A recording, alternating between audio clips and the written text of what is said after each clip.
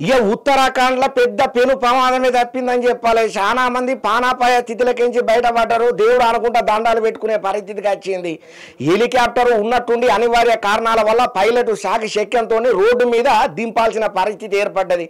మరి వార్త ఏందో పురాగా నేను చెప్పను, మీరే చూడుండ్రి. ఇక ఉత్తరాఖండ్లో పెద్ద ప్రమాదమే తప్పిందని చెప్పాలయ్యా. అత్యవసరంగా రోడ్డు మీద హెలికాప్టర్ ల్యాండ్ అయ్యింది. ల్యాండింగ్ టైంలల్లా హెలికాప్టర్ వెనకాల ఉన్న భాగం కారు మీద పడ్డదట.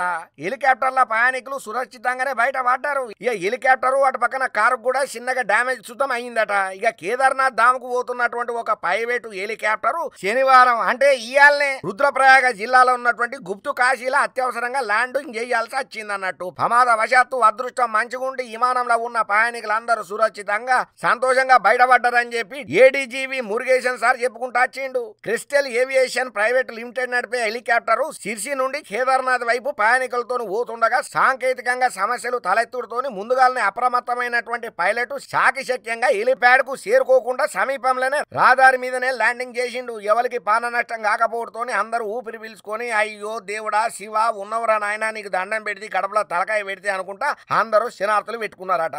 ఏదేమైనా ఇంత పెద్ద ప్రమాదం ఉన్నట్టుండి దాపుడుతోని పైలట్ శాకిశక్యం వల్లనే ఇంత ప్రమాదం నుంచి చాలా మంది ప్రాణాపాయాల నుంచి బయటపడ్డందుకు ప్రతి ఒక్కరూ సంబరంలో సంతోషంలో దేవుడికి దండాలు పెట్టుకున్న తీరు ప్రతి ఒక్కళ్ళను ఆశ్చర్యానికే గురి చేస్తున్నది. ఏదేమైనా భూమి మీద నూకలు ఉండాలి కానీ ఎటువంటి పరిస్థితులకెంచైనా బయటపడతారు ప్రాణాలతోని అనే దానికి దేవుడు ఉన్నాడనే దానికి ఇది నిలువెత్తు నిదర్శనం అనుకుంటా ప్రతి ఒక్కరు రకరకాలుగా కామెంట్లు పోస్టులు పెట్టుకుంటా ట్వీట్ల మీద ట్వీట్లు తీరుతున్నారయ్యా. ఇప్పుడు సోషల్ మీడియాను షేక్ చేస్తున్న ఈ వీడియో ముచ్చట్లల్లా